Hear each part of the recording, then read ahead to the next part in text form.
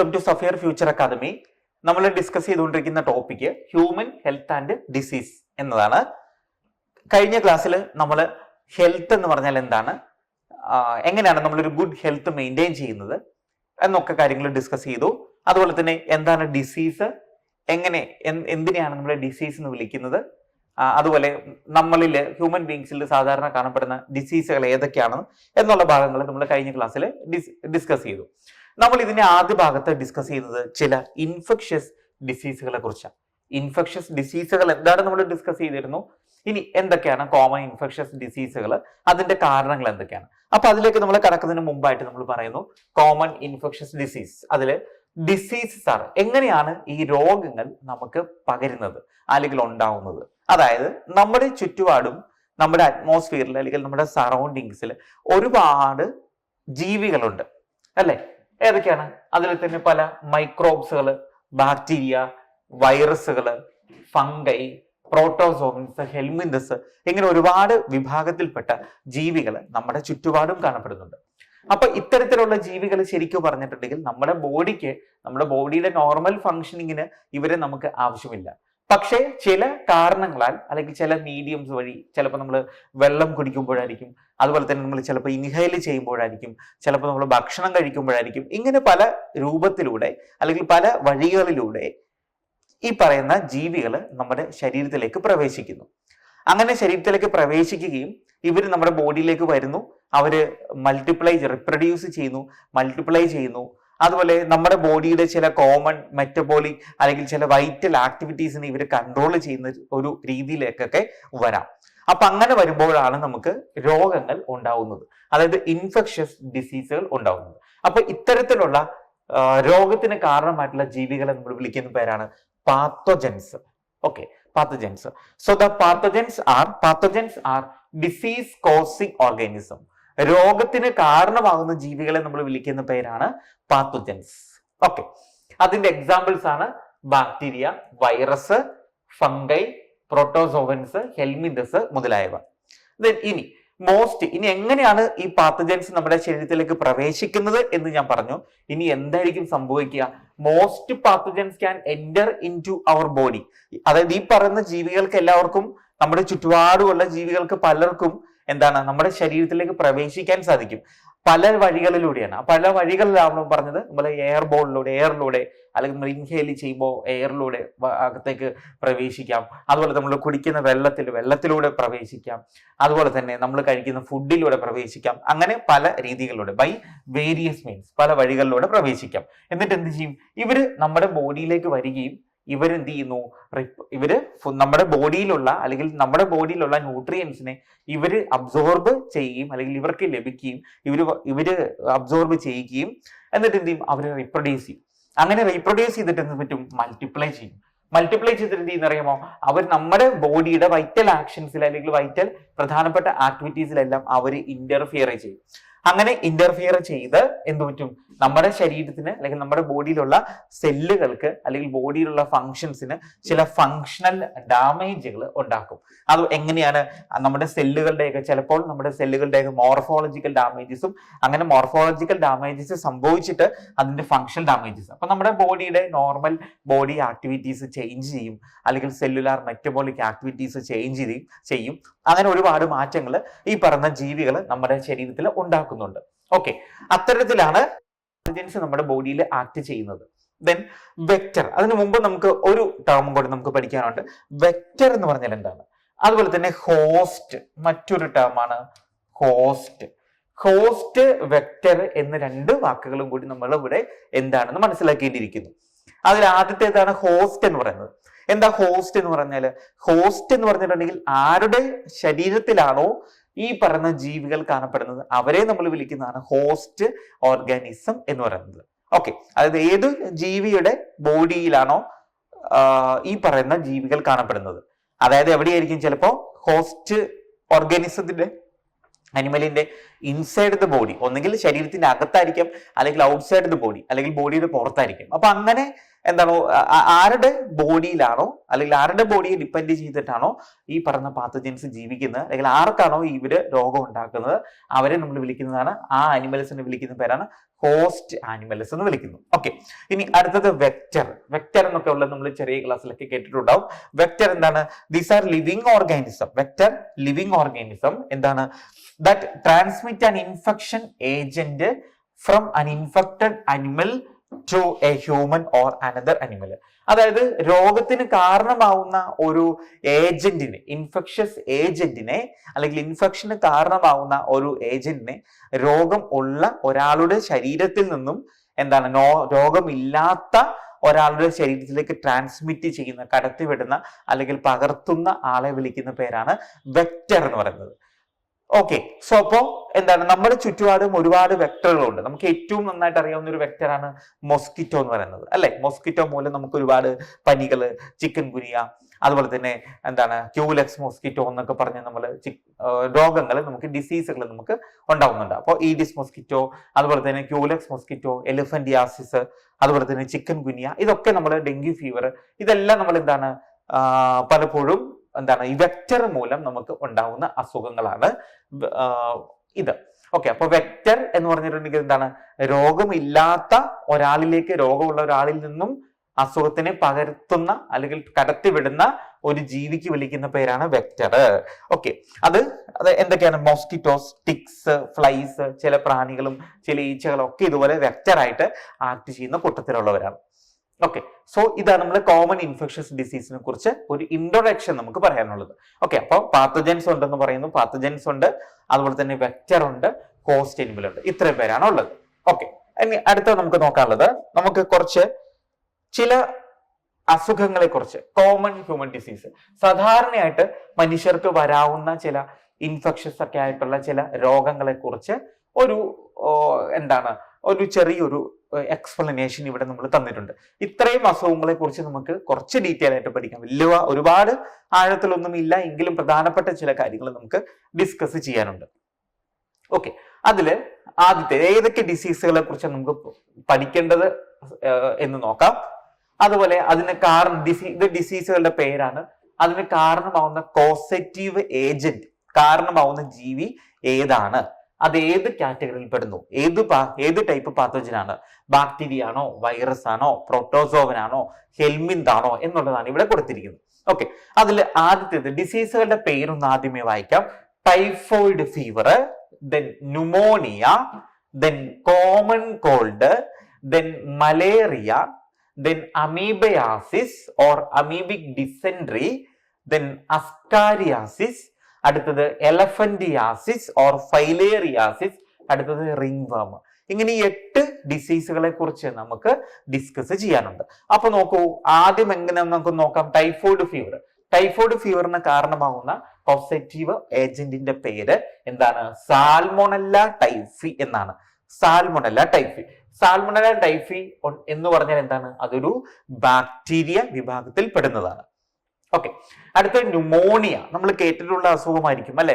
പനിയൊക്കെ വന്ന ആൾക്ക് കുറച്ച് നാൾ കഴിയുമ്പോഴത്തേക്ക് ചുമ വരുന്നു, ഭയങ്കരമായിട്ട് ചുമ വരുന്നു. ഡോക്ടറെ പോയി കാണുമ്പോഴാണ് അറിയുന്നത് ന്യൂമോണിയ ബാധിച്ചു എന്നൊക്കെ അറിയുന്നത് അല്ലെ? അതിന് കാരണമാവുന്നത് സ്ട്രെപ്റ്റോകോക്കസ് ന്യൂമോണിയെ ആൻഡ് ഹീമോഫിലസ് ഇൻഫ്ലുവൻസൈ എന്ന് പറയുന്ന ബാക്ടീരിയ വിഭാഗത്തിൽപ്പെട്ട ഒരു ജീവിയാണ് എന്തിന് കാരണമാവുന്നത്? ന്യൂമോണിയയ്ക്ക് കാരണമാവുന്നത്. ഓക്കെ, ഇനി അടുത്തത് കോമൺ കോൾഡ് ആണ്. Next is common cold. Common cold കാരണമാവുന്നത് ഒരു വൈറസ് ആണ്. കോമൺ കോൾഡ് എന്ന് പറഞ്ഞാൽ നമുക്കറിയാം ജലദോഷം എന്ന് പറയില്ലേ, അതാണ് common cold. Rhinovirus, common കോൾഡിന് കാരണമാവുന്നത് റൈനോ വൈറസ് ആണ്. അതൊരു വൈറസ് വിഭാഗത്തിൽപ്പെട്ട ജീവിയാണ്. ദെൻ അടുത്തത് മലേറിയ. നമ്മൾ മലയാളത്തിൽ മലമ്പനി എന്ന് പറയും. മലേറിയ അത് പ്ലാസ്മോഡിയം എന്ന് പറയുന്ന ഒരു വിഭാഗത്തിൽപ്പെട്ട പ്ലാസ്മോഡിയം എന്ന് പറയുന്ന ഒരു ജീവിയാണ്. അതിന്റെ കോസറ്റീവ് ഏജന്റ് അതൊരു പ്രോട്ടോസോവൻ വിഭാഗത്തിൽപ്പെട്ട ജീവിയാണ്. ഓക്കെ, അടുത്തത് അമീബയാസിസ് ഓർ അമീബിക് ഡിസെൻട്രി എന്ന് വിളിക്കും. ഓക്കെ, അത് നമ്മൾ എൻഡമീബ ഹിസ്റ്റോളിറ്റിക്ക എന്നാണ് കോസറ്റീവ് ഏജന്റിന്റെ പേര്. അതൊരു പ്രോട്ടോസോവൻ പാരസൈറ്റ് ആണ്. അടുത്തത് അസ്കാരിയാസിസ് എന്നാണ് അടുത്ത ഡിസീസിന്റെ പേര്. അതിന് കാരണമാവുന്നത് അസ്കാരിസ് ലംബ്രിക്കോയിഡ്സ് എന്ന് പറയുന്ന ഒരു ജീവിയാണ്. അതെന്താണ്? കോമൺ റൗണ്ട് വേം ആണ്. നാടവീര എന്ന് വിളിക്കുന്ന റൗണ്ട് വേവ് വിഭാഗത്തിൽപ്പെട്ട ജീവിയാണ് അസ്കാരിയാസിസ് പടർത്തുന്നത്. അടുത്തത് elephantiasis or filariasis. എലഫന്റിയാസിസ് or filariasis നമ്മൾ മന്ത് എന്നൊക്കെ വിളിക്കുന്ന രോഗമാണ് എലഫന്റിയാസിസ് ഓർ ഫൈലേറിയാസിസ്. അതിന് കാരണമാവുന്ന വിച്ചറേറിയ ബാങ്ക്രോഫ്റ്റി, വിച്ചറേറിയ ബാങ്ക്രോഫ്റ്റി ഓർ വിച്ചറേറിയ മലയി. ഇതിൽ ഏതെങ്കിലും ഒരു സ്പീഷീസ് വന്നാൽ ഈ രോഗം ഉണ്ടാവാൻ സാധ്യതയുണ്ട്. ഫൈലേറിയൽ വേം, അതിനെ നമ്മൾ വിളിക്കുന്നത് എന്താണ്? ഫൈലേറിയൽ വേമിന്റെ ഒരു കൂട്ടത്തിൽ പെടുന്നതാണ് എന്താണ്? വിച്ചറേറിയ ബാങ്ക്രോഫ്റ്റി എന്ന് പറയുന്ന ജീവി. അടുത്തത് റിംഗ് വേം ആണ്. നമ്മൾ പുഴുക്കടി എന്നൊക്കെ പറയുന്ന അസുഖമാണ് റിംഗ് വേം.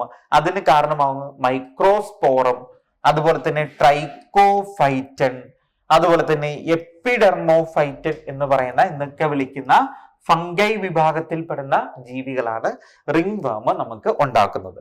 ഓക്കെ, സോ ഇത്രയുമാണ് നമ്മൾ കോമൺ ഹ്യൂമൻ ഡിസീസുകൾ എന്ന് ഡിസ്കസ് ചെയ്യുന്നത്. നമുക്ക് ഡീറ്റെയിൽ ആയിട്ട് പഠിക്കാനുള്ളത് ഇത്രയും അസുഖങ്ങളെ കുറിച്ചാണ്. Typhoid fever, pneumonia, common cold, malaria, amoebiasis or amoebic dysentery, ascariasis, elephantiasis or filariasis, ringworm, ഇത്രയും അസുഖങ്ങളെ കുറിച്ചാണ്. ഓക്കെ, അതിൽ നമ്മൾ ആദ്യത്തേത് ഡിസ്കസ് ചെയ്യുന്നത്, സോ അപ്പൊ നമ്മൾ ആദ്യം ഡിസ്കസ് ചെയ്യാൻ പോകുന്ന typhoid fever or enteric fever എന്നാണ്. Typhoid fever or enteric fever ആണ്. അതായത് ടൈഫോയിഡ് ഫീവർ എന്ന് പറഞ്ഞാൽ ഇതൊരു തരം പനിയാണ്. ടൈഫോയിഡ് പനി അല്ലെങ്കിൽ എൻഡറിക് ഫീവർ എന്ന് വിളിക്കും. അതിന് കാരണമാവുന്ന കോസറ്റീവ് ഏജന്റിന്റെ പേര് നമ്മൾ പറഞ്ഞതാണ്. ആരാണ്? Salmonella typhi. സാൽമോണല്ല ടൈഫി എന്ന് പറയുന്ന ഒരു ബാക്ടീരിയമാണ് ഈ ടൈഫോയിഡ് ഫീവർ നമുക്ക് ഉണ്ടാക്കുന്നത്. ഓക്കെ, അപ്പൊ ആക്ച്വലി ഈ ടൈഫോയിഡ് ഫീവർ എന്ന് പറഞ്ഞിട്ടുണ്ടെങ്കിൽ നമുക്ക് ഒരു സസ്റ്റൈൻഡ് ഹൈ ഫീവർ, അതായത് എന്താണ്, കണ്ടിന്യൂസ് ആയിട്ട് നിലനിൽക്കുന്ന ഇങ്ങനെ പനിയായിട്ട് ഇങ്ങനെ ഒരു 39 മുതൽ 40 ഡിഗ്രി സെൽഷ്യസ് വരെ ഇങ്ങനെ നല്ല പനി ഇങ്ങനെ കുറെ സമയത്തേക്ക് ഇങ്ങനെ ഉണ്ടാക്കുന്നതാണ് ഈ ടൈഫോയിഡ് ഫീവറിന്റെ ഒരു എന്താണ് ഒരു പ്രധാനപ്പെട്ട ഒരു ലക്ഷണം എന്ന് പറയുന്നത്. ഓക്കെ, അപ്പോൾ എവിടെയാണ് നമ്മുടെ ശരീരത്തിന്റെ ഏത് ഭാഗത്തിനെയാണ് ഈ ടൈഫോയിഡ് ഫീവർ അഫക്ട് ചെയ്യുന്നത്? നമ്മുടെ ബോഡിയുടെ ഇൻഡസ്റ്റൈനെയാണ് പ്രധാനമായിട്ടും. സ്മോൾ ഇൻഡസ്റ്റൈൻ, നമ്മുടെ ബോഡിയില് സ്മോൾ ഇൻഡസ്റ്റൈനെയാണ് ഇവൻ അഫക്ട് ചെയ്യുന്നത്. നമുക്കറിയാം സ്മോൾ ഇൻഡസ്റ്റൈനില് duodenum, jejunum, ileum. Duodenum, jejunum, ileum എന്നീ 3 ഭാഗങ്ങളുണ്ട് അല്ലെ. അതില് ഈ ഡുയോഡിനം ഒരു സി ഷേപ്ഡ് സ്ട്രക്ചർ ഇങ്ങനെ വരുന്നതാണ് നമ്മുടെ ഡുയോഡിനം എന്ന് പറയുന്നത്. അപ്പോൾ ഈ ഡുയോഡിനത്തിന്റെ ഭാഗത്താണ് ഈ സാൽമോണല്ല ടൈഫി എന്ന് പറയുന്ന ബാക്ടീരിയം വന്നു നിൽക്കുന്നത്. എങ്ങനെയാണ് ഇത് നമ്മുടെ ബോഡിയിലേക്ക് വരുന്നത്? Through contaminated food, through contaminated food and water. അതായത് എന്താണ്, മലിനമാക്കപ്പെട്ട, അല്ലെങ്കിൽ എന്താണ് കണ്ടാമിനേഷൻ എന്ന് പറഞ്ഞാൽ അറിയാൻ എന്തെങ്കിലും അഴുക്ക് വരണ്ട അല്ലെങ്കിൽ മലിനമാക്കപ്പെട്ട. അപ്പോ ചില സമയത്ത് എന്താണ് നമ്മൾ പ്രിപ്പയർ ചെയ്യുന്ന, അതെന്താന്ന് ഞാൻ കൃത്യമായിട്ട് പറഞ്ഞു തരാം. നമ്മൾ പ്രിപ്പയർ ചെയ്യുന്ന ഈ ആഹാരത്തിലും അതുപോലെ തന്നെ കുടിക്കുന്ന വെള്ളത്തിലൊക്കെ ചിലപ്പോൾ ഈ സാൽമോണല്ല ടൈഫി എന്ന് പറയുന്ന ബാക്ടീരിയയുടെ പ്രസൻസ് ഉണ്ടാവാം. അപ്പൊ ഈ പ്രസൻസ് ഉള്ള അല്ലെങ്കിൽ ഈ ബാക്ടീരിയ അടങ്ങിയിരിക്കുന്ന അല്ലെങ്കിൽ ഈ ബാക്ടീരിയയുടെ പ്രസൻസ് മൂലം കണ്ടാമിനേറ്റഡ് ആയിട്ടുള്ള ആഹാരമാണ് നമ്മൾ കഴിക്കുന്നതെങ്കിൽ ഇത് നമ്മുടെ സ്റ്റൊമക്കിലും പിന്നീട് നമ്മുടെ സ്മോൾ ഇൻഡസ്റ്റൈനിൽ എത്താൻ കാരണമാകുന്നു. നമ്മൾ കുടിക്കുന്ന വെള്ളമാണെങ്കിൽ കൂടി എന്ത് ചെയ്യും? വെള്ളത്തിലൂടെ ഇവൻ നമ്മുടെ ഇൻഡസ്റ്റൈനിലും സ്റ്റൊമക്കിലും പിന്നീട് സ്മോൾ ഇൻഡസ്റ്റൈനിലും എത്താൻ കാരണമാവും. അങ്ങനെ സ്മോൾ ഇൻഡസ്റ്റൈനിൽ എത്തിക്കഴിഞ്ഞാൽ എന്ത് സംഭവിക്കുന്ന അറിയുമോ? ഇവൻ അവിടെ നിന്ന്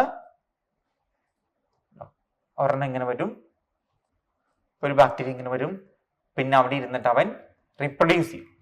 അതായത് ഇവൻ വന്നു കഴിയുമ്പോൾ പിന്നെ നമ്മുടെ ഇതുണ്ടാവും. ഇവിടെ നമ്മുടെ സ്മോൾ ഇൻഡസ്റ്റൈനിലാണ് പ്രിൻസിപ്പൽ ഡൈജഷൻ നടക്കുന്നത് പ്രധാനമായിട്ടും, അല്ലെങ്കിൽ ഡൈജഷൻ കംപ്ലീറ്റ് ചെയ്യുന്നത് ഈ സ്മോൾ ഇൻഡസ്റ്റൈനിൽ വെച്ചിട്ടാണ്. അപ്പൊ അങ്ങനെ സ്മോൾ ഇൻഡസ്റ്റൈനിൽ വെച്ച് കംപ്ലീറ്റ് ചെയ്തതിനു ശേഷം ഇവിടുന്ന് നമുക്ക് കുറെ ന്യൂമറസ് ആയിട്ടുള്ള blood vessels, villi, micro villi എന്നൊക്കെ പറഞ്ഞ ബ്ലഡ് വെസൽസ് തുടങ്ങുന്നുണ്ട്. അപ്പോ എന്ത് ചെയ്യും? ഇവൻ ഈ ബ്ലഡ് വെസൽസിൽ നിന്ന് നമ്മുടെ ബോഡിയിൽ ഡൈജസ്റ്റ് ചെയ്ത ആഹാരമൊക്കെ ഇവൻ ബ്ലഡ് വെസൽസിൽ നിന്നും വലിച്ചു കുടിക്കാനും ഇവന്റെ നമ്മുടെ ബോഡിയിൽ നിന്ന് ന്യൂട്രിയൻസ് എടുക്കാനും അതനുസരിച്ച് ഇവന്റെ ഗ്രോത്ത് നടക്കുകയും പിന്നെ ഇവൻ അവിടെ ഇരുന്ന് എന്ത് ചെയ്യും, റീപ്രൊഡ്യൂസ് ചെയ്യാനും കാരണമാവും.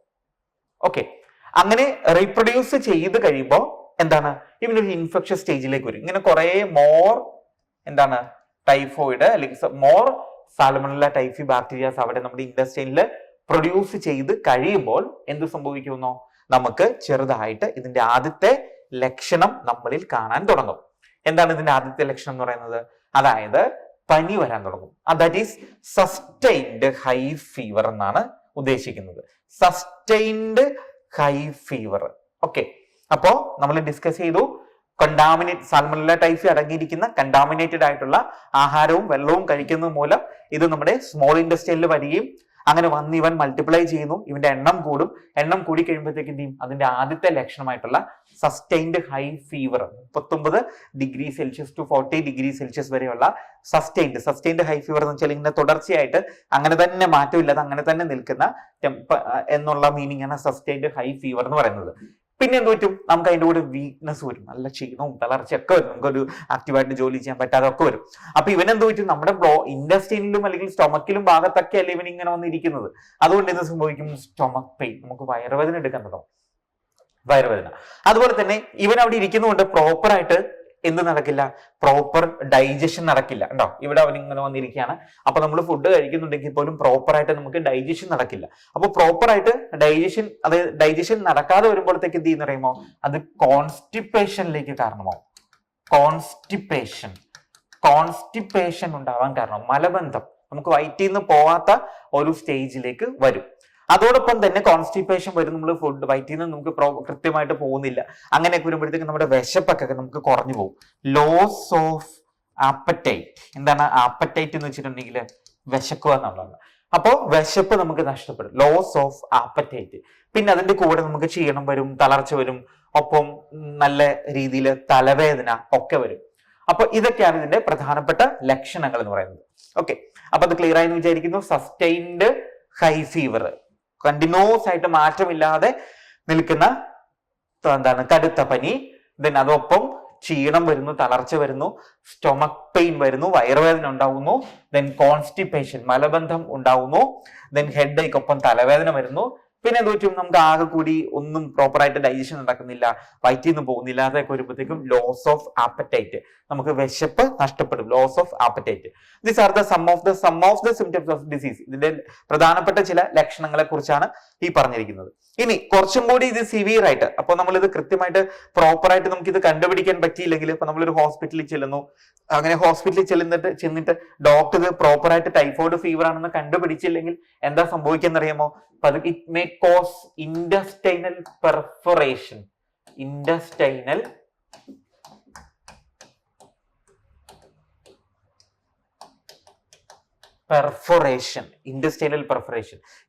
perforation എന്ന് വെച്ചിട്ടുണ്ടെങ്കിൽ നമ്മുടെ ഇൻഡസ്റ്റൈൻ ആണെന്ന് വിചാരിക്കും, സ്മോൾ ഇൻഡസ്റ്റൈൻ ആണ്.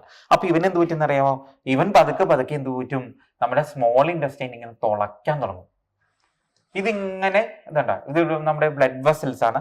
അപ്പൊ ഈ മോർ ബാക്ടീരിയാസ് പ്രൊഡ്യൂസ്ഡ് ആയി കഴിഞ്ഞിട്ടുണ്ടെങ്കിൽ മോർ ബ്ലഡ് കുടിക്കാൻ വേണ്ടിയിട്ട് എന്ത് ചെയ്യും, ഇൻഡസ്ട്രീനൊക്കെ തുളച്ച് നമുക്ക് അതിൻ്റെ അകത്ത് അവിടെ ബ്ലീഡിങ് ഒക്കെ വരാൻ തുടങ്ങും. അപ്പൊ ബ്ലീഡിങ് ഉണ്ടാകുന്നത് മാത്രമല്ല പ്രശ്നം എന്ന് പറയുന്നത്, നമ്മുടെ ഇൻഡസ്റ്റൈനിന്, ഇത് നമ്മുടെ ഇൻഡസ്റ്റൈൻ എന്ന് വിചാരിക്കുക, കുമാർ ഇത് തുളച്ചു കഴിഞ്ഞിട്ടുണ്ടെങ്കിൽ ഇൻഡസ്റ്റൈനിൽ ഓട്ട, പെർഫോറേഷൻ, ഹോള് വരും. അപ്പൊ ഇൻഡസ്റ്റൈനിൽ ഹോള് അല്ലെങ്കിൽ ഓട്ട വരാൻ കാരണമാവും. അതിനെയാണ് നമ്മൾ ഇൻഡസ്റ്റൈനൽ പെർഫറേഷൻ. അപ്പൊ അത് നമ്മൾ കൃത്യമായിട്ട് ഡയഗ്നോസ് ചെയ്യാതെ ഇരിക്കുന്ന സമയത്ത്, അല്ലെങ്കിൽ ഡയഗ്നോസ് ചെയ്യാൻ നമ്മൾ കാലതാമസം എടുത്താൽ ഉണ്ടാകാവുന്ന ഒരു പ്രശ്നമാണ് ഇൻഡസ്റ്റൈനൽ പെർഫറേഷൻ. എന്ത് പറ്റും, ഇൻഡസ്റ്റൈനൽ പെർഫറേഷൻ വന്നാൽ എന്തായിരിക്കും സംഭവിക്കുക, and death may occur in severe cases. അത്രയും രൂക്ഷമായിട്ടുള്ള പ്രശ്നങ്ങളൊക്കെ ആണെങ്കിൽ ചിലപ്പോൾ ആള് മരിച്ചു പോകാനും കാരണമാവും. ഓക്കെ, ഇത്രയുമാണ് നമ്മൾ ടൈഫോയിഡ് ഫീവർ, എൻഡറിക് ഫീവറിനെ കുറിച്ച് നമുക്ക് ഡിസ്കസ് ചെയ്യാനുള്ളത്.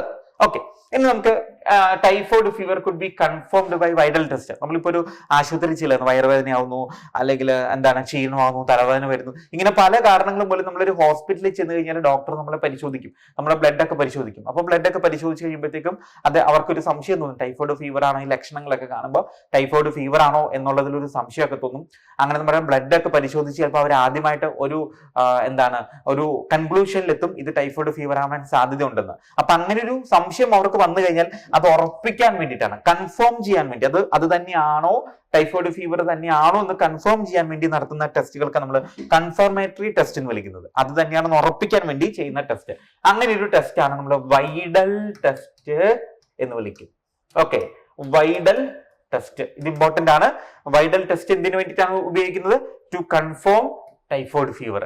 ടൈഫോയിഡ് ഫീവർ കൺഫേം ചെയ്യാൻ വേണ്ടി ഉപയോഗിക്കുന്ന ഒരു ടെസ്റ്റിന്റെ പേരാണ്, പരിശോധനയാണ് വൈഡൽ ടെസ്റ്റ്. ഓക്കെ, ഇനി നമുക്ക് ഇവിടെ ഒരു വളരെ വർഷങ്ങൾക്ക് മുമ്പ് സംഭവിച്ച ഒരു ഉദാഹരണം, ടൈഫോയിഡ് ഫീവർ നമുക്ക് കേട്ടിരിക്കാനൊക്കെ രസകരമായിട്ടുള്ള ഒരു ഉദാഹരണം നമുക്കിവിടെ പറഞ്ഞിട്ടുണ്ട്. മേരി മാലൻ എന്ന് പറയുന്ന ഒരു സ്ത്രീയെ കുറിച്ചാണ്. മേരി മാലനെ കുറിച്ചാണ് പറയുന്നത്. അവരറിയപ്പെടുന്ന ടൈഫോയിഡ് മേരി എന്ന് അറിയപ്പെടുന്ന ഒരാളാണ്. ടൈഫോയിഡ് മേരി എന്നറിയപ്പെടുന്ന മേരി മാലനെ കുറിച്ച് നമുക്കിവിടെ പറഞ്ഞിട്ടുണ്ട്. അതായത് ഇതിന്റെ ഒരു പ്രത്യേകത എന്ന് പറയുന്നത് ചിലരിൽ ഇത് അൺസിംറ്റമാറ്റിക് ആയിരിക്കും.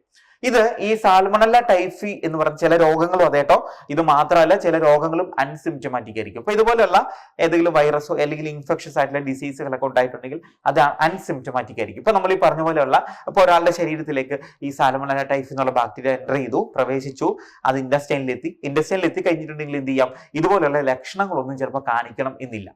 അപ്പൊ അങ്ങനെയുള്ള കണ്ടീഷനാണ് അൺസിംറ്റമാറ്റിക് എന്ന് പറയുന്നത്. അപ്പോൾ അങ്ങനെ ഒരു ടൈഫോയിഡ് ഫീവർ ഉള്ള, അതായത് സാൽമണല്ല ടൈഫി ഒരാളുടെ ഇൻഡസ്ട്രിയിൽ ജീവിക്കുകയും ടൈഫോയിഡ് ഫീവർ എന്ന് പറയുന്ന ഒരു രോഗം ഉണ്ടാവുകയും ചെയ്ത ഒരാളായിരുന്നു മേരി മാലൻ. പക്ഷെ അവരെന്തായിരുന്നു എന്ന് പറയുമ്പോൾ അവര് അൺസിംറ്റമാറ്റിക് ആയിരുന്നു. അവർക്ക് പ്രത്യേകിച്ച് പക്ഷെ ലക്ഷണങ്ങൾ ഒന്നും തന്നെ ഉണ്ടായിരുന്നില്ല. അപ്പൊ അതെന്താന്ന് വെച്ച് കഴിഞ്ഞിട്ടുണ്ടെങ്കിൽ ഈ ടൈഫോയിഡ് ഫീവർ ഉള്ള ഒരാള് മോഷൻ പോകുമ്പോൾ അല്ലെങ്കിൽ ഫീക്കൽ മാറ്റർ ഡീഫീക്കേഷൻ നടത്തുമ്പോൾ, അത് നമ്മൾ മലം പുറത്തേക്ക് പോകുമ്പോൾ ഈ ഫീക്കൽ മാറ്ററിന്റെ കൂടെ ഈ ബാക്ടീരിയയും പുറത്തേക്ക് പോകും. അപ്പൊ നമ്മളത് ക്ലീൻ ചെയ്യുന്ന സമയത്ത് നമ്മുടെ ഏനൽ റീജിയൻ നമ്മൾ മോഷൻ പോയി കഴിഞ്ഞാൽ അല്ലെങ്കിൽ ഫീക്കൽ മാറ്റർ ഡീഫിക്കേഷന് ശേഷം നമ്മൾ ഏനൽ റീജിയൻ ക്ലീൻ ചെയ്യുന്ന സമയത്ത് ഒരുപക്ഷെ ഈ രോഗമുള്ള ഒരു വ്യക്തിയാണെങ്കിൽ അയാളുടെ കയ്യിലൊക്കെ ഈ ബാക്ടീരിയ പറ്റി പിടിച്ചിരിക്കാനുള്ള സാധ്യതയുണ്ട്. അപ്പൊ നമ്മൾ അങ്ങനെ പ്രത്യേകിച്ചും ഈ രോഗം കണ്ടുപിടിച്ച ഒരാൾ എന്ത് ചെയ്യുക, ഡിഫിക്കേഷനൊക്കെ ശേഷം നമ്മൾ കൈയും കാലും ഒക്കെ കൈകള് നമ്മൾ ഉറപ്പായിട്ട് നമ്മൾ ഡെറ്റോളൊക്കെ ഉപയോഗിച്ച് വൃത്തിയാക്കേണ്ടത് അത്യാവശ്യമാണ്. അല്ലെങ്കിൽ നമ്മുടെ നഖത്തിനിടയിലും കയ്യിലും ഒക്കെ ഇത് പറ്റി പിടിച്ചിരിക്കാനുള്ള സാധ്യതയുണ്ട്. അപ്പൊ മേരി മാലന്റെ എക്സാമ്പിൾ എന്താണെന്ന് വെച്ചാൽ ബൈ പ്രൊഫഷൻ അവരൊരു കുക്കായിരുന്നു. അവര്. അപ്പൊ ഒരു വീട്ടില് ജോലിക്ക് നിൽക്കുകയാണ്. അപ്പൊ അവര് വളരെ ഡെലീഷ്യസ് ആയിട്ടുള്ള ഫുഡൊക്കെ ഉണ്ടാക്കി കൊടുക്കുന്ന ഒരാളാണ്. മേരീനെ എല്ലാവർക്കും ഭയങ്കര ഇഷ്ടമാണ്. അപ്പം അവർക്ക് എന്തായിരുന്നു, ഈ പറഞ്ഞ ടൈഫോയിഡ് ഫീവർ ഉണ്ടായിരുന്നു. പക്ഷെ അത് അൺസിംറ്റമാറ്റിക്, ലക്ഷണങ്ങളൊന്നുമില്ല. അപ്പൊ ഇവരെല്ലാ ദിവസവും എന്ത് ചെയ്യും, മോശം പോയതിനു ശേഷം ഏനൽ റീജിയനൊക്കെ കഴുകിയതിനു ശേഷം എന്ത് ചെയ്യില്ല, ഈ കൈയൊന്നും വൃത്തിയാക്കുന്നില്ല. അപ്പൊ ഇതുകൊണ്ട് നേരെ ചെന്നിട്ട് അവരെന്ത് ചെയ്യും, ഈ ആഹാര സാധനങ്ങളിലും പച്ചക്കറി അരിയാനും ഇതിനൊക്കെ വേണ്ടി ഇവരത് ഉപയോഗിച്ച് ഇത് ചെയ്തു. അപ്പൊ അവരൊട്ടും ഹൈജീനിക് ആയിരുന്നില്ല. അപ്പൊ അങ്ങനെ അവരുടെ കയ്യിലൊക്കെ പറ്റിപ്പിടിച്ചിരുന്ന ഈ സാൽമണല്ല ടൈഫി ഒക്കെ എന്ത് ചെയ്തു, ഈ പച്ചക്കറിയിൽ പറ്റിപ്പിടിക്കാനും കുടിക്കുന്ന വെള്ളത്തിലേക്ക് വീഴാനും ഒക്കെ കാരണമായി. അപ്പൊ അതെന്ത് ചെയ്തു, അവര് പ്രിപ്പയർ ചെയ്ത അപ്പൊ ഈ ഇത്ര ഒരു അൺഹൈജീനിക് കണ്ടീഷനിൽ അവർ പ്രിപ്പയർ ചെയ്ത ഫുഡായിരുന്നു ആ വീട്ടിലുള്ള ഫാമിലി മെമ്പേഴ്സ് കഴിച്ചുകൊണ്ടിരുന്നത്. അങ്ങനെ പതുക്കെ എന്ത് ചെയ്തു, ആ വീട്ടിലുള്ളവർക്ക് ഈ ടൈഫോയിഡിന്റെ ലക്ഷണങ്ങൾ ഉണ്ടാവാൻ അല്ലെങ്കിൽ അതിന്റെ സിംറ്റംസ്, അപ്പൊ നമ്മൾ പറഞ്ഞതുപോലെയുള്ള സിംറ്റംസ് കാണിക്കാൻ തുടങ്ങി. പക്ഷെ അവർക്ക് അതിന്റെ ഒരു എവിടെ നിന്നത് മനസ്സിലാവുന്നില്ല. അങ്ങനെ ടൈഫോയിഡ് ഉള്ള ഒരാളുമായിട്ട് ഒരു കോണ്ടാക്ട് വന്നതായിട്ട് അവർക്ക് അറിയില്ല. അപ്പൊ അങ്ങനെ ഇരിക്കെ അവരുടെ വീട്ടിലേക്ക് അവരുടെ ഒരു റിലേറ്റീവ് വന്നു. അപ്പൊ റിലേറ്റീവ് വന്നപ്പോഴത്തേക്കും പറഞ്ഞു, ഇവിടെ ഫുഡ് ഉണ്ടാക്കുന്നത്? അപ്പൊ അവർ പറഞ്ഞു, മേരിയാണെന്ന് പറഞ്ഞു. അപ്പൊ പറഞ്ഞു, ഇനിയിപ്പോ മേരിക്ക് ഈ അസുഖം ഉണ്ടോ? അപ്പൊ പറഞ്ഞില്ല, മേരിക്ക് അസുഖമൊന്നും ഇല്ലല്ലോ എന്ന് പറഞ്ഞു. പക്ഷെ അപ്പൊ പറഞ്ഞു, എന്നാ പിന്നെ അവര് പറഞ്ഞു, ഞങ്ങൾക്ക് വേറെ പുറത്തുനിന്നൊന്നും ഇത് വരാനുള്ള സാധ്യതകളോ ഒന്നും തന്നെ ഇല്ല എന്ന് പറഞ്ഞു. അപ്പൊ ഈ റിലേറ്റീവ് ആയിട്ട് വന്ന ആൾ പറഞ്ഞു, ഒരു കാര്യം ചെയ്യുക, മേരീനെ നമുക്ക് കൊണ്ടുവരുന്ന ഒന്ന് ബ്ലഡ് ഒന്ന് പരിശോധിച്ച് കളയാം, ചിലപ്പോൾ അവർക്കുണ്ടെങ്കിലോ വേറെ ആർക്കും ഇല്ലതാനും, ഈ കഴിക്കുന്ന ഫുഡ് കഴിക്കുമ്പോഴാണ് ഇത് വരുന്നത്, എന്നാൽ നമുക്ക് ഇതൊന്ന് പരിശോധിക്കാന്ന് പറഞ്ഞു. പക്ഷെ മേരിയോട് പറഞ്ഞപ്പോൾ മേരി എന്ത് ചെയ്തു, മേരി സമ്മതിച്ചതേ ഇല്ല, എനിക്ക് അങ്ങനെ ഒരു അസുഖമേ ഇല്ല, എന്നെ ആരും ആശുപത്രി കൊണ്ടുപോകും വേണ്ടാന്ന് പറഞ്ഞിട്ട് എന്ത് ചെയ്തു, മേരി അതിന് സമ്മതിച്ചില്ല. അപ്പൊ അവസാനം പറഞ്ഞു അങ്ങനെ മേരിക്ക് പോകാൻ താല്പര്യം ഇല്ലെങ്കിൽ നേരെ ഈ വീട്ടിൽ പണിക്ക് നിൽക്കേണ്ടെന്ന് പറഞ്ഞ് മേരിനെ ആ വീട്ടിൽ നിന്ന് പറഞ്ഞു വിട്ടു. അങ്ങനെ പറഞ്ഞു വിട്ട് കുറച്ചു കാലം പിന്നെ അവരങ്ങനെ ജോലിയൊന്നും കിട്ടാതെ ഇങ്ങനെയൊക്കെ നടന്നു. പിന്നെ കുറെ നാളുകൾക്ക് ശേഷം വീണ്ടും മറ്റൊരു ഗ്രാമത്തിലേക്ക് എത്തുകയും ഇവരിതേ എന്ത് ചെയ്തു, അവരെ ജോലിക്ക് കയറി മറ്റൊരു ഗ്രാമത്തില് മറ്റൊരു വീട്ടിൽ അവർ ജോലിക്ക് കയറി. അപ്പോഴും അവരിതേ ഒരു ഇതങ്ങനെ അങ്ങ് ഫോളോ ചെയ്തു വന്നു. അവർ ക്ലീൻ ആക്കില്ല, കൈയൊന്നും ക്ലീൻ ആക്കില്ല, ഒട്ടും വൃത്തിയില്ലാതെ അവർ ആഹാരം പാകം ചെയ്തു. അങ്ങനെ പതുക്കെ എന്ത് ചെയ്തു, ആ വീട്ടിലുള്ള ആളുകൾക്കും ഇതുപോലെ ഈ ടൈഫോയിഡ് ഉണ്ടാവാൻ തുടങ്ങി. അപ്പൊ അങ്ങനെ ഇരിക്കും, അവർക്കും പിടുത്തം കിട്ടുന്നില്ല, ഇത് എവിടെ നിന്നാണ് ഈ രോഗം വരുന്നതെന്ന് അവർക്ക് മനസ്സിലാകുന്നില്ല. അപ്പൊ അങ്ങനെ ഇരുന്നപ്പോഴാണ് നമ്മുടെ ആദ്യത്തെ വീട്ടിലേക്ക് വന്നിരുന്ന ആ റിലേറ്റീവ് ഉണ്ടല്ലോ, ആ റിലേറ്റീവ് ഈ വീട്ടിലേക്ക് വളരെ ആക്സിഡന്റൽ ആയിട്ട് എത്തുന്നത്. അപ്പൊ അവിടെ ചെന്നപ്പോ എന്ത് ചെയ്തു, മേരിയാണ് അവിടെ നിൽക്കുന്നത്. അപ്പോൾ ചോദിച്ചു, നിങ്ങൾ ഈ സ്ത്രീയെ കുറിച്ച് അറിയാമോ? ഇവർക്ക് ടൈഫോയിഡ് ഫീവർ ഉണ്ടെന്ന് സംശയിക്കുന്നതാണ്. ഇവര് ഹോസ്പിറ്റലിൽ പോകാനോ ബ്ലഡ് സാമ്പിൾ പരിശോധിക്കാനോ തയ്യാറല്ല. ഒരുപക്ഷെ നിങ്ങൾക്ക് ചിലപ്പോൾ ഇവരിൽ നിന്ന് തന്നെയായിരിക്കും നിങ്ങൾക്കും ഈ രോഗം പിടിപെട്ടിട്ടുണ്ടാവുക എന്ന് പറഞ്ഞു. അപ്പൊ അവരെല്ലാവരും കൂടി പറഞ്ഞു മേരി ഹോസ്പിറ്റലിൽ പോകണം എന്ന് പറഞ്ഞു. അപ്പൊ എന്ത് ചെയ്തിട്ട് മേരി സമ്മതിക്കുന്നില്ല. അങ്ങനെ അവസാനം എന്ത് ചെയ്തു, മേരിനെ അവര് അപ്പൊ ഇതൊക്കെ കുറെ ആളുകളൊക്കെ അറിഞ്ഞു, മീഡിയാസ് ഒക്കെ അറിഞ്ഞു. അങ്ങനെ മീഡിയാസ് ഒക്കെ എന്ത് ചെയ്തു, ടൈഫോയിഡ് മേരി എന്നൊരു പേര് അവർക്ക് കൊടുത്തു. അപ്പൊ അവരും ആശുപത്രിയിൽ പോകാൻ തയ്യാറല്ലാത്തതുകൊണ്ട് ആ വീട്ടുകാർ അവരെ പിടിച്ചൊരു മുറിയിൽ പൂട്ടിയിട്ടു. ആദ്യത്തെ ക്വാറന്റൈൻ എന്ന് പറഞ്ഞ സംഭവം നമ്മൾ കേട്ടിട്ടില്ലേ? അപ്പൊ ആദ്യത്തെ ക്വാറന്റൈൻ ഈ ടൈഫോയിഡ് മേരി ആണെന്നാണ് പറയപ്പെടുന്നത്. അപ്പോ എന്ത് ചെയ്തു, അങ്ങനെ അവരെ മുറി പൂട്ടിയിട്ട് കഴിഞ്ഞപ്പോഴത്തേക്കും പതുക്കെ പിന്നീട് വലിയ പ്രശ്നങ്ങളൊന്നും ഉണ്ടാവുന്നില്ല. വീണ്ടും അവരോട് ചോദിച്ചു, മേരി എപ്പോഴെങ്കിലും വില്ലിങ് ആണോ, ഹോസ്പിറ്റലിൽ പോകണം, ഒന്ന് പരിശോധിച്ചാൽ മതി, ഇനി അങ്ങനെ ഉണ്ടെങ്കിൽ അത് നമുക്ക് ട്രീറ്റ് ചെയ്യാം എന്നൊക്കെ പറഞ്ഞിട്ട് അവർ സമ്മതിക്കുന്നേ ഉണ്ടായിരുന്നില്ല. അങ്ങനെ അവരെന്ത് ചെയ്തു, ആ ഒരു ക്വാറന്റൈനിൽ തന്നെ വർഷങ്ങളോളം കിടക്കുകയും അവിടെ വെച്ച് തന്നെ ആ ക്വാറന്റൈനിൽ ഇരുന്ന് തന്നെ കിടന്ന് തന്നെ അവർ മരണപ്പെട്ടു പോയി എന്നാണ് പറയുന്നത്. അപ്പൊ അതാണ് ഇവിടെ കൊടുത്തിരിക്കുന്നത്. A classic case in medicine that of Mary Mallon nicknamed typhoid Mary is worth mentioning here. She was a cook by profession and was a typhoid carrier ആയിരുന്നു. Typhoid carrier who continued to spread typhoid for several years through the food she prepared. അവര് പാകം ചെയ്ത ആഹാരത്തിലൂടെ പലർക്കും typhoid എന്ന് പറഞ്ഞ രോഗം കൊടുത്ത ഒരാളായിരുന്നു. അതാണ് നമ്മൾ ക്ലാസിക് കേസ് എന്ന് ഉദ്ദേശിക്കുന്നത് ഇൻ മെഡിസിൻ. അതായത് അൺസിംറ്റമാറ്റിക് ആയിട്ട് ഒരു ടൈഫോയിഡ് ഫീവർ ഉള്ളത് നമ്മുടെ മെഡിസിൻ ഫീൽഡിൽ ഒരു പുതിയ അറിവായിരുന്നു, അൺസിംറ്റമാറ്റിക് ആയിട്ട് വരുന്നത്. അപ്പൊ അങ്ങനെ അവര് പക്ഷെ വർഷങ്ങളോളം ജീവിക്കുകയും അവർ വഴി ഒരുപാട് ആളുകൾക്ക് ഈ രോഗം പകരുകയും ചെയ്തു എന്നാണ് പറയുന്നത്. അതുകൊണ്ടാണ് നമ്മൾ മേരി മാലിനെ കുറിച്ച് നമ്മൾ ഈ ഒരു കേസിൽ നമ്മൾ ഡിസ്കസ് ചെയ്യുന്നത്. ഓക്കെ. അപ്പൊ നമ്മൾ സാധാരണ നമ്മളിപ്പോ ഈ ടോപ്പിക്കിൽ നമ്മൾ ഡിസ്കസ് ചെയ്തത് കോമൺ ഇൻഫെക്ഷസ് ഡിസീസ് ഏതൊക്കെയാന്ന് പറഞ്ഞു. കഴിഞ്ഞ ക്ലാസ്സിൽ നമ്മൾ ഇൻഫെക്ഷസ് ഡിസീസ് ഏതൊക്കെയാന്ന് ജസ്റ്റ് പേരുകൾ നമ്മൾ പറഞ്ഞു. ഇനി എന്താണ് ഇൻഫെക്ഷസ് ഡിസീസ്, എങ്ങനെയാണ് ഈ ഡിസീസുകൾ ഉണ്ടാവാൻ കാരണമാവുന്നത്, പാത്തോജൻ ആരാണെന്ന് പറഞ്ഞു, വെക്ടർ എന്താണെന്ന് നമ്മൾ പഠിച്ചു, ഹോസ്റ്റ് എന്താണെന്ന് നമ്മൾ പഠിച്ചു.